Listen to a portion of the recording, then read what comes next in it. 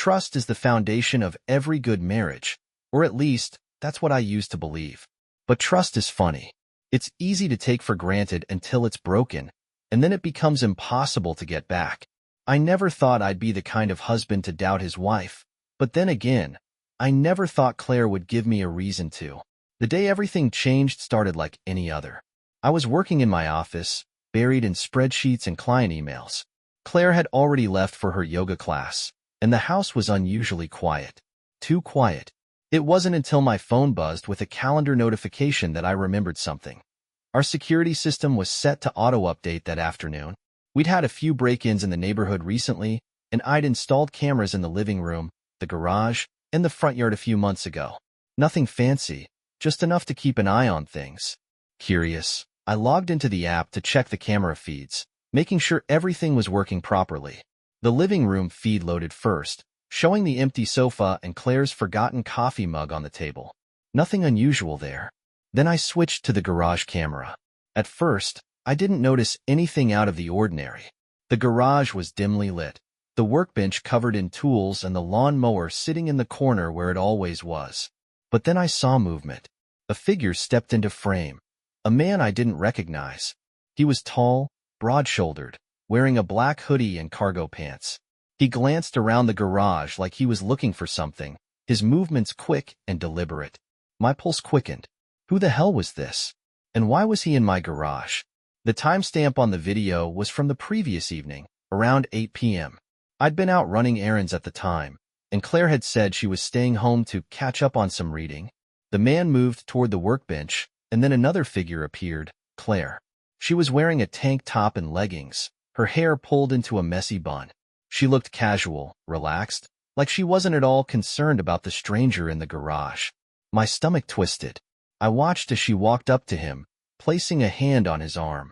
He turned to her, his face partially obscured by the hoodie, but I could see enough to tell he was younger than me. Younger than her, too. They started talking, though the audio wasn't clear enough to make out the words. I leaned closer to the screen, my hands gripping the edge of the desk as if that would help me hear them better. And when she laughed, not just any laugh, the kind of laugh that used to be reserved for me, the kind of laugh that said she was completely at ease, completely in the moment. The man stepped closer, his hand brushing against her waist, and she didn't pull away. Instead, she tilted her head, her expression softening in a way that made my chest ache. My mind raced, trying to make sense of what I was seeing. Was this some kind of misunderstanding? A client? A friend I didn't know about? But deep down, I already knew the truth.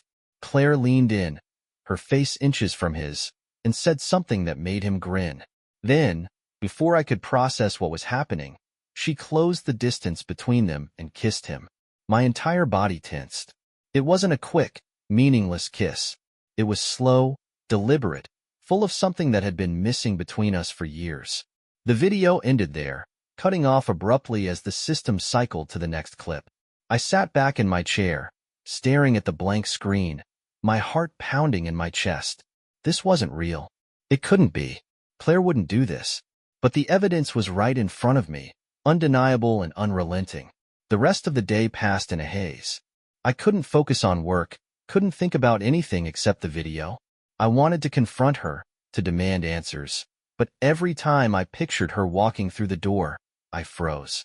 When she finally came home that evening, she greeted me with a casual smile, as if nothing had happened. "Hey," she said, setting her bag down by the door. "How was your day?" I forced a smile, my voice tight. "Fine. How was yours?" "Good," she said, heading to the kitchen. "Class was great. Tyler introduced us to this new stretch. It's a killer on the hamstrings, but it feels amazing." I followed her, my eyes narrowing as she poured herself a glass of water. "Did anything unusual happen while I was out yesterday?" I asked, my tone deliberately light. She paused for half a second, just long enough for me to notice, before shaking her head. "Nope, just a quiet night." "Why?" "Just curious," I said, my jaw tightening. She didn't look at me as she took a sip of water, her gaze fixed on the window. And in that moment, I knew. The night after I saw the footage, I barely slept. My mind replayed the scene over and over. The casual way Claire had walked into the garage, the way she touched that man's arm, the kiss that felt like a knife twisting in my gut. Every detail was burned into my memory, no matter how much I wanted to forget.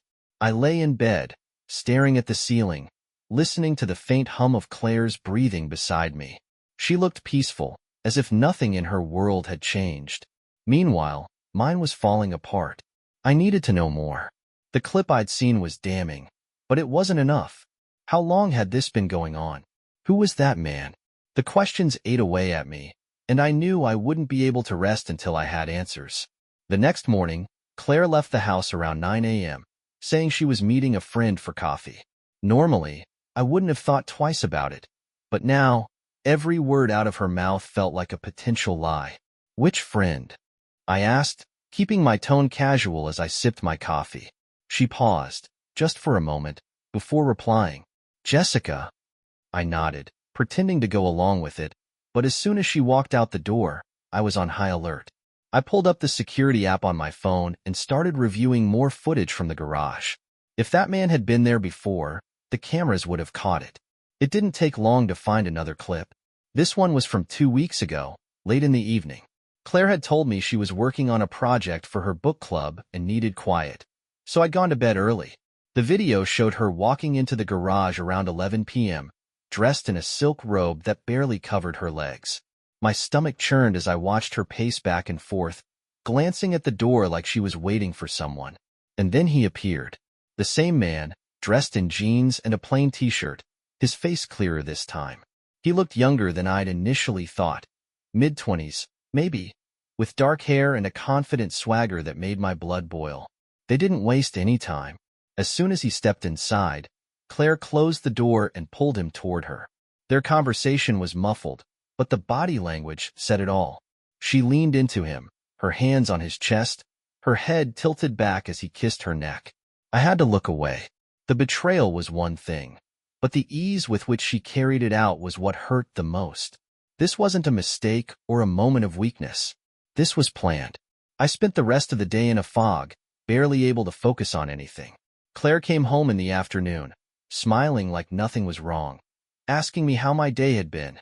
I mumbled something vague, trying to keep the anger out of my voice. Are you okay? She asked, tilting her head in concern. Yeah, I said quickly. Just tired. Work's been crazy. She nodded, accepting my excuse without pressing further. That evening, as we sat down to dinner, I couldn't stop watching her. Every laugh, every glance, every bite of her food felt calculated, like she was performing for me. I wondered how many times she'd sat across from me like this, knowing what she was doing behind my back. I wanted to confront her right then and there, to throw the footage in her face and demand an explanation. But something held me back. Maybe it was the fear of hearing the truth, or maybe it was the desire to gather more evidence before I made my move. The following day, I decided to take action. I called Jake, my oldest friend, and asked him to meet me for lunch. Jake was the kind of guy who always told it like it was, even when it wasn't what I wanted to hear. If anyone could help me make sense of this mess, it was him. When I told him what I'd found, his reaction was exactly what I expected. Are you serious? He said, leaning back in his chair with a look of disbelief. Claire? Cheating? Man, I would have never guessed. Yeah, well, neither did I said bitterly, stirring my coffee.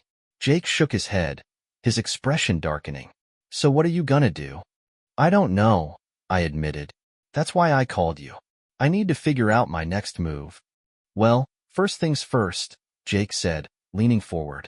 You need to get more proof. If this goes to court, and it probably will, you'll need solid evidence to protect yourself. I've got the footage, I said. That's a start, Jake said. But you need more than just a couple of clips. You need to catch them in the act, something they can't talk their way out of. The thought made my stomach turn, but I knew he was right. And after that? I asked. Jake's eyes narrowed. After that, you make sure she doesn't get a dime. If she's gonna cheat on you, she doesn't deserve anything from you. That evening, I set up a plan. I knew Claire was going to her yoga class the next morning, which meant the house would be empty. It was the perfect opportunity to check her phone, her laptop, anything that might give me more information. As soon as she left, I went straight to her desk in the living room. Her laptop was open, but locked with a password. I frowned, trying to think of what it could be. After a few failed attempts, I tried something obvious: our wedding date. It worked. The first thing I checked was her email, but there was nothing suspicious. Then I opened her browser history, and that's when I found it. A series of searches for nearby hotels, all within the past month. My heart sank. The dates matched up with nights she claimed to be working late or out with friends. She hadn't even bothered to hide it. I scrolled further, finding more damning evidence. Reservations under her name, confirmation emails with times and addresses. And then there was the kicker: a message from the man himself, sent through a private email account I didn't recognize. Subject: last night. Message: can't stop thinking about you.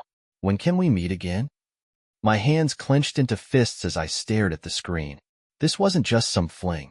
This was a full-blown affair, and she didn't even have the decency to cover her tracks. I closed the laptop, my mind racing. Jake was right. I needed to catch them in the act. That night, as Claire sat on the couch scrolling through her phone, I watched her with a mix of anger and sadness. How could she sit there so casually, pretending like everything was fine? But her time was running out. The next morning, I called Jake again, telling him everything I'd found. "All right," he said. "Here's what we're gonna do." The plan was simple, though it felt like the hardest thing I'd ever done. After reviewing the security footage for more evidence, I realized I needed to catch them in the act. Watching those clips had already left me sick to my core, but if I wanted to confront Claire with the truth, I needed to leave no room for her to lie or twist the facts. Jake had said as much, and though his advice was brutal, I knew it was necessary. The opportunity came on Friday night. Claire had told me she was meeting her yoga group for drinks after class, something she claimed was spur of the moment. The words had barely left her mouth before I knew she was lying. She didn't look me in the eye when she said it, and the faint tremor in her voice betrayed her calm facade. "Have fun," I said, keeping my tone neutral. She smiled, kissed me on the cheek, and left without a second glance. I waited exactly 10 minutes before grabbing my car keys and leaving the house. I didn't have to guess where she was going.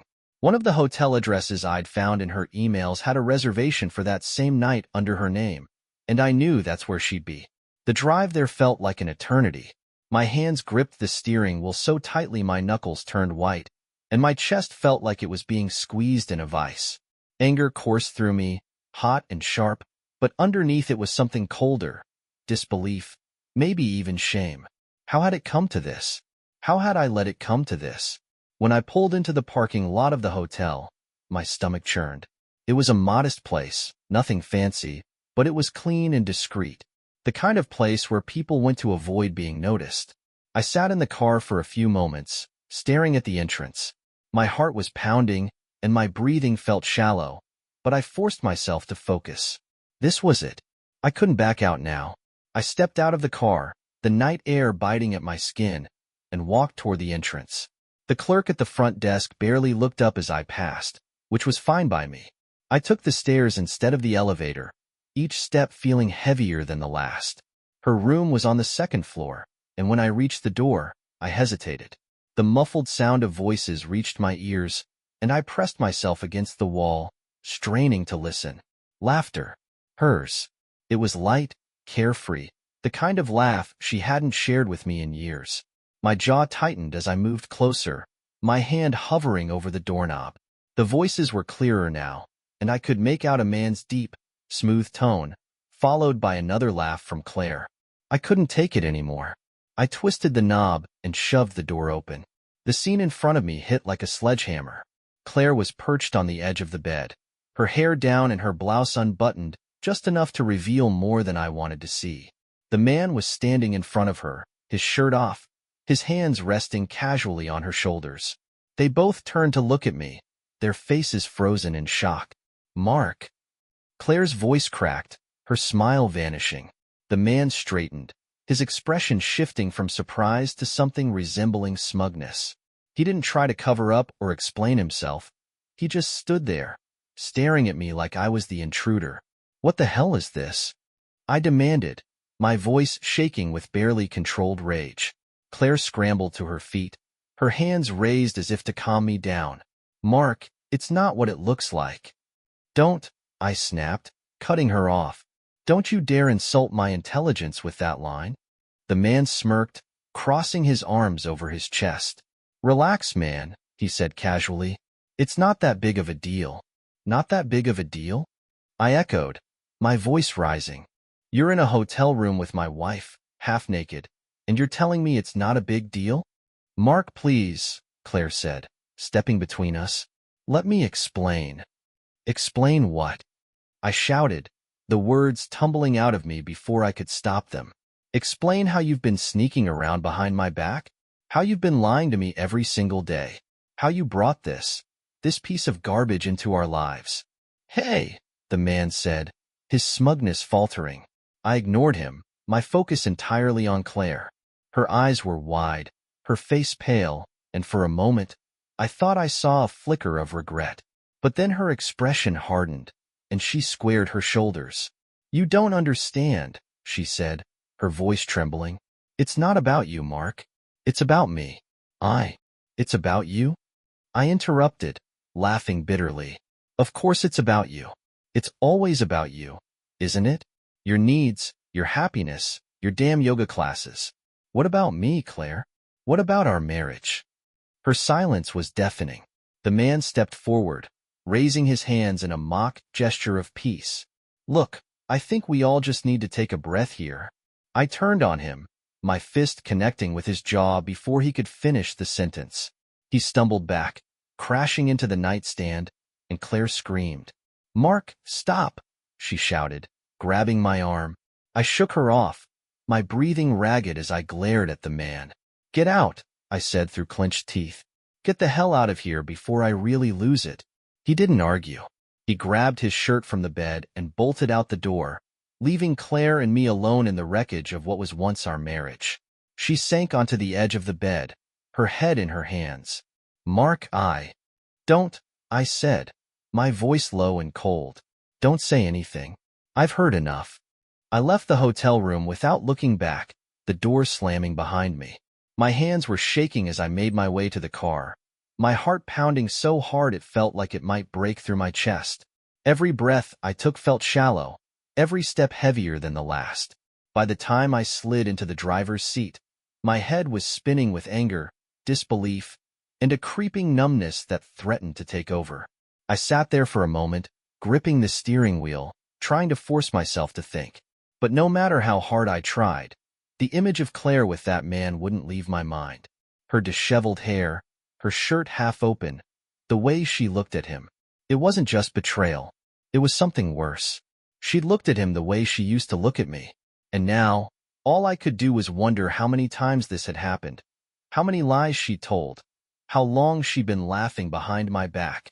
I started the car and drove aimlessly, the city lights blurring together as I tried to calm the storm inside me. I couldn't go home, not yet. The thought of walking into the house we shared, the house that now felt tainted, was unbearable. So I drove, my mind replaying every moment of the last few weeks. The signs had been there, hadn't they? The excuses, the late nights, the sudden obsession with looking her best. I'd ignored them, convinced myself it was nothing, because the alternative was too painful to consider. But now I couldn't ignore it anymore. I couldn't pretend everything was fine. After an hour of aimless driving, I ended up at Jake's place. He opened the door almost immediately, his face shifting from confusion to concern as soon as he saw me. Mark? What the hell happened? He asked, stepping aside to let me in. I didn't answer right away. I walked past him, collapsing onto his couch, my head in my hands. It's worse than I thought, I said finally, my voice hollow. I caught her. With him. At a hotel. Jake let out a low whistle, sitting across from me. Damn, man. I'm sorry. What did you do? I laughed bitterly, shaking my head. What could I do?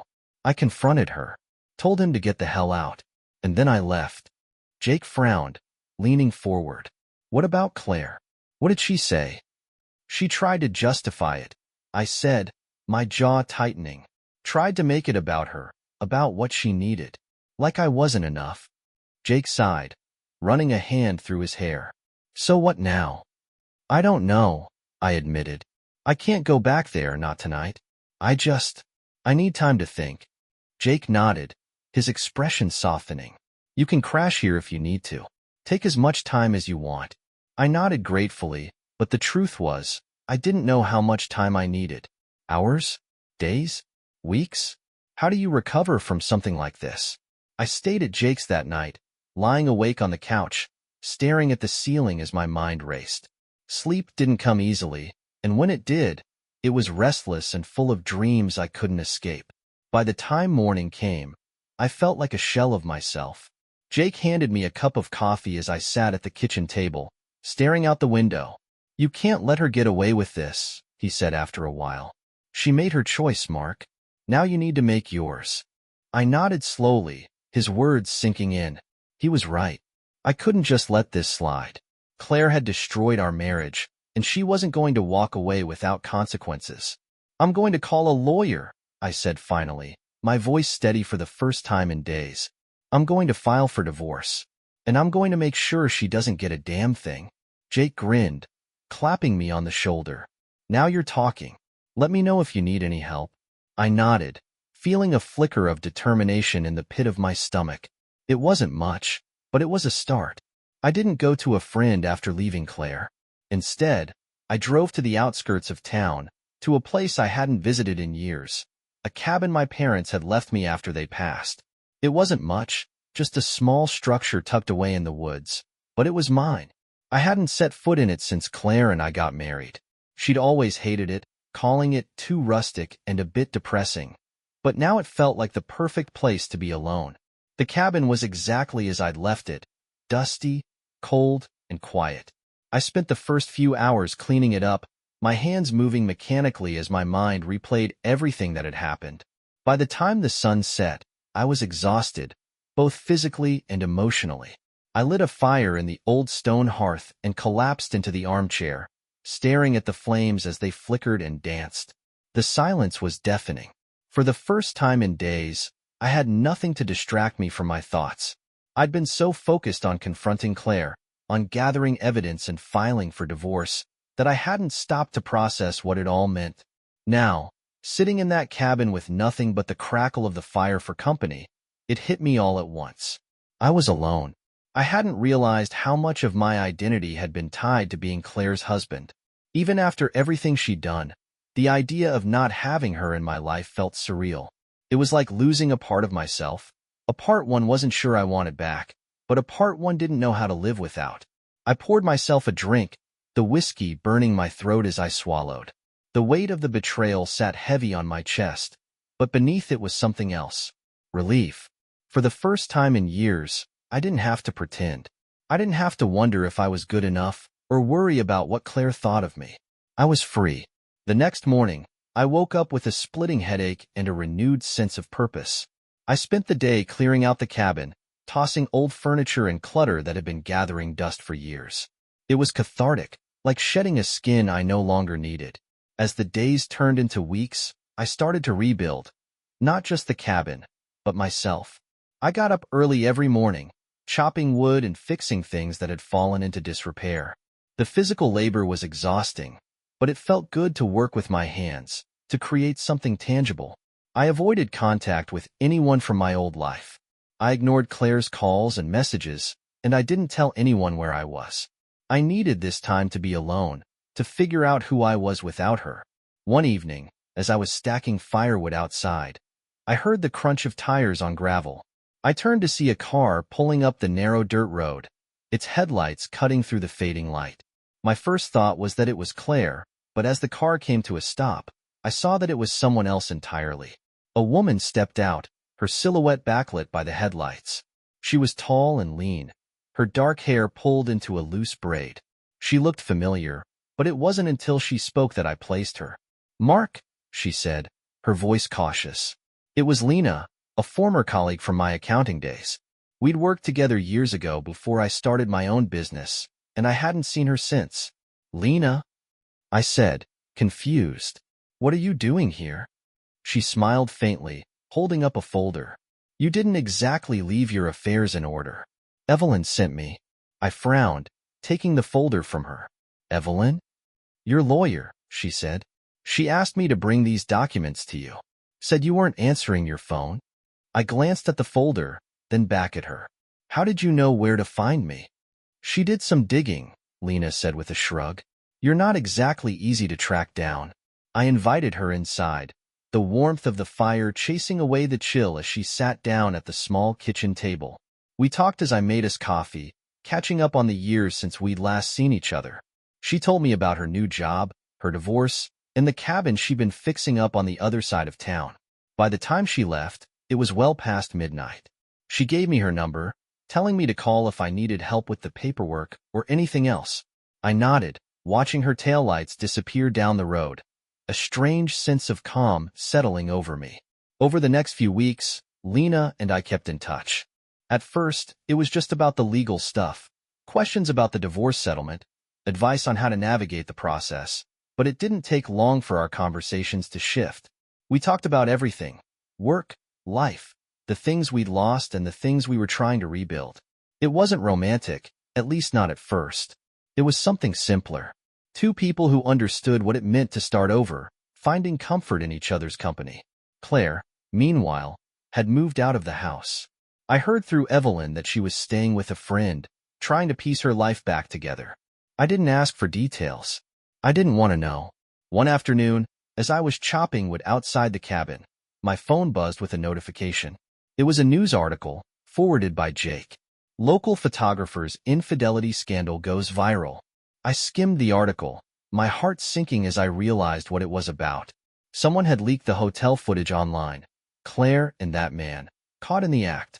The story was everywhere, the comments brutal and unforgiving. I stared at the screen for a long moment, my emotions a tangled mess. Part of me wanted to feel vindicated, but all I felt was emptiness. I didn't want revenge anymore.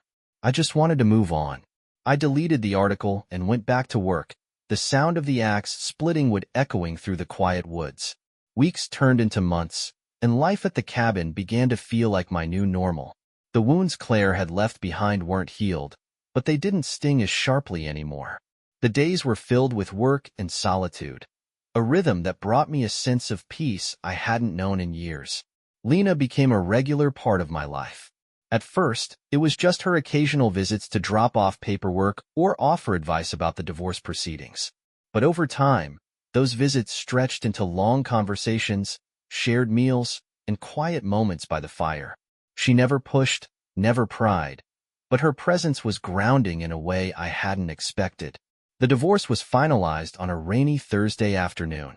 I signed the last of the papers in Evelyn's office, the sound of the pen scratching against the paper marking the end of an era. There was no fanfare, no dramatic moment of closure, just a quiet finality that settled over me like a weight being lifted. Claire didn't contest the terms. She walked away with a modest settlement, and I kept the house. But I knew she was struggling. The fallout from the leaked footage had been brutal. Her reputation was in tatters, her business had all but collapsed, and she'd retreated from social media entirely. I didn't revel in her downfall. If anything, it made me sad. Not for her, but for the life we'd built together. The life I thought we had. A few weeks after the divorce was finalized, Lena showed up at the cabin with a bottle of wine and a stack of old photo albums. "I thought you might need a distraction," she said, setting the wine on the counter and flipping through the albums. They were filled with pictures from her travels, snapshots of a life that had been just as messy and complicated as mine. We spent hours talking that night, sharing stories about our pasts, our mistakes, and the lessons we'd learned. Somewhere between the second glass of wine and the fourth story about her disastrous attempt at online dating, I realized I was laughing. Really laughing. It wasn't the forced laughter I'd relied on to hide my pain. It was real, unguarded, and it felt like a piece of myself I hadn't seen in years was finally coming back. By spring, the cabin had been transformed. The once dusty space was now cozy and inviting, a reflection of the new life I was building. Lena had helped with the renovations, bringing her own tools and a seemingly endless supply of energy. One evening, as we sat on the porch watching the sun dip below the trees, she turned to me and smiled. "You're different now," she said softly. "Different how?" I asked, curious. She tilted her head, studying me. Happier. More at peace. I nodded, letting her words sink in. She was right. For the first time in a long time, I wasn't defined by what I'd lost. I was defined by what I was building. Something new, something better. Claire reached out once, months later. It was a short message, just a few lines asking how I was doing and apologizing again for what she'd done. I stared at the message for a long time, debating whether to respond. In the end, I didn't. There was nothing left to say.